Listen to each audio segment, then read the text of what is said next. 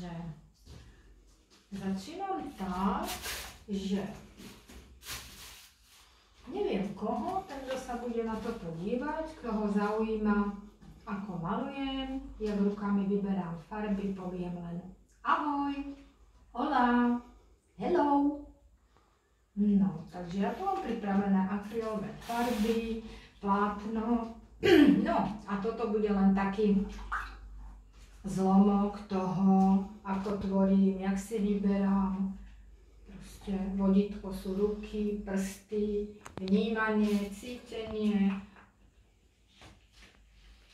A tak rozoznávam vlastne farby a potom už sa pomalinky na to všetko sústredím, že si to pripravujem sama. Maľujem naprosto sama, takže je to taká milá, samostatná, tvorivá práca, ktorá človeku dáva radosť, naplnenie. No, potom následovne potešenie aj druhým.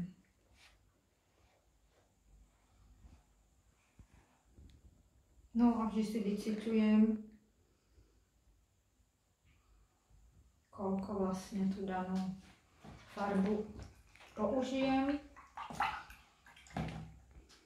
No a aby som v tom mala taký ako príjemný poriadok a systém, tak vždy si hneď tie farby čistím, utieram a ukladám inde, aby som v tom nemala chaos, aby to bolo také ako príjemné, pohodlné a čo najviac ako to vlastne ide.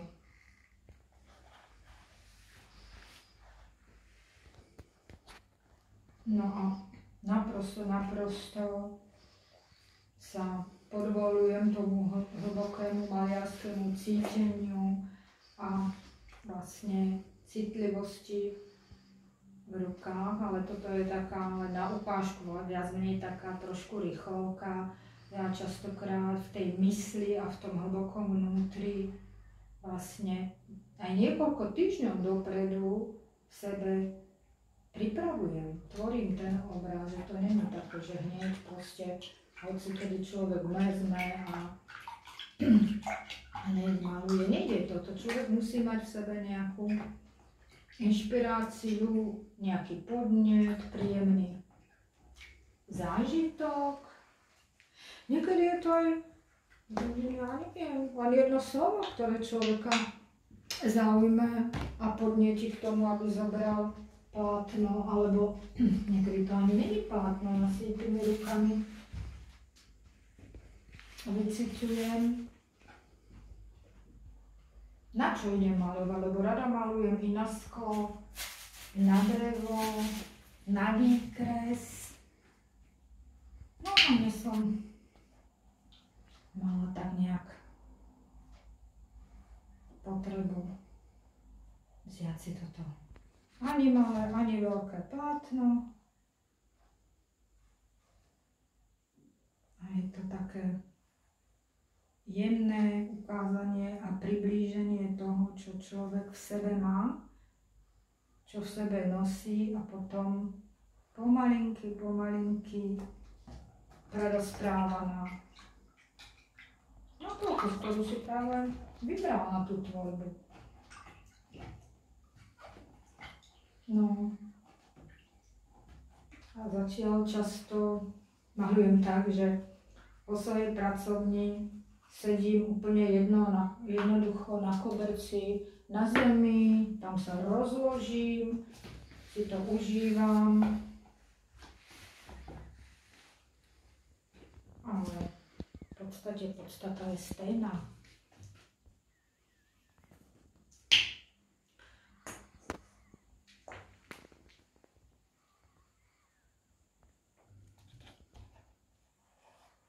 No a mňa vlastne teší takéto vrstvenie tých farieb, to tak krásne sa prelína pod tými prstíkmi.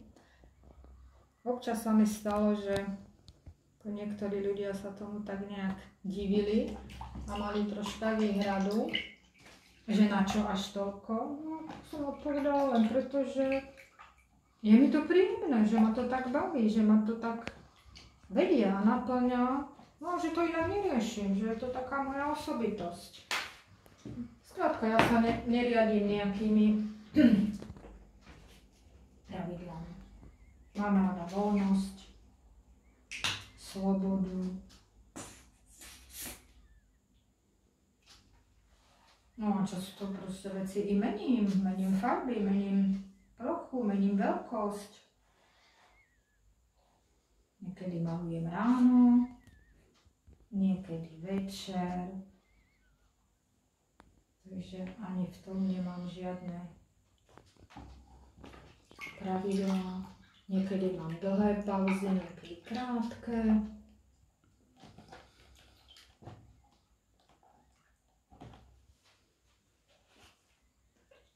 Tak.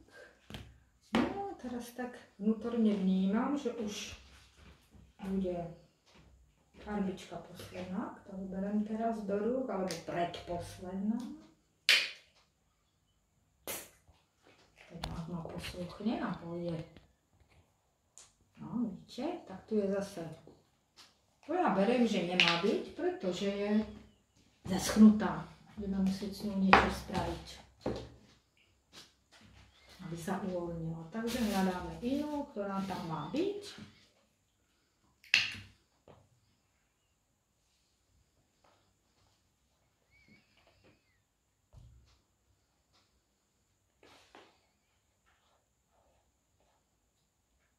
Tak.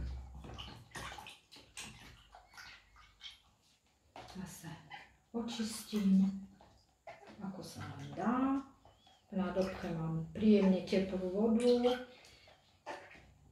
aby mi to nechladilo prsty, aby to zase bolo o tej pohode. No, tu mám vytáhať ďalej. Musíme si viac zavnímať, ktorá bude na záver. Takže ja si tu tak malinko prichystám, ale ešte ma to vedie inak.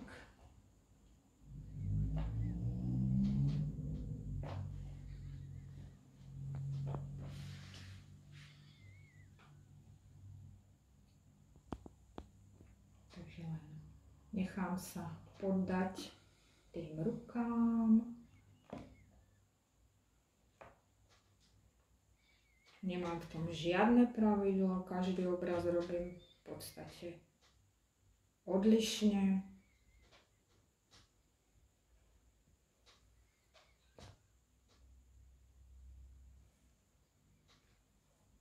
Je to také, ako keby sa človek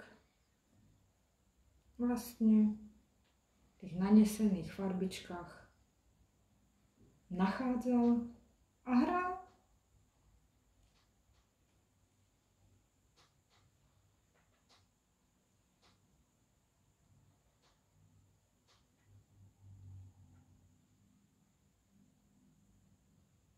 A v podstate momentálne je to úplne jemný, vlnivý dotyk, ktorý mám rada. Niekedy sa aj dlhšie tak krúžim v tých farbičkách. Nepotrebujem vedieť ani prečo. Skrátka len to, že mi je s tým dobré a niečo pekné snáď z toho vznikne. Keď mám potrebu, ruky opláchnem, utrem. Tak, a viem o tej poslednej, ktorú tak cítim. Konečný ťah prstov.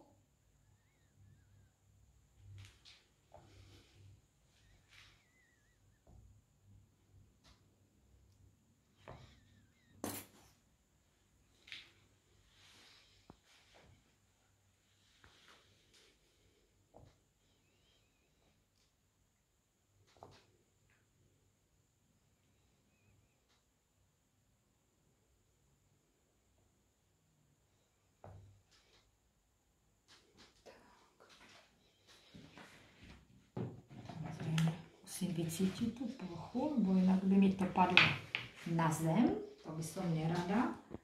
No a teraz zase pocitovo sa úplne ponáram, aj tak padla do tej hĺbky. A ja to cítim ako také zaujímavé dotvorenie. Taký záverečný, skrášľovací,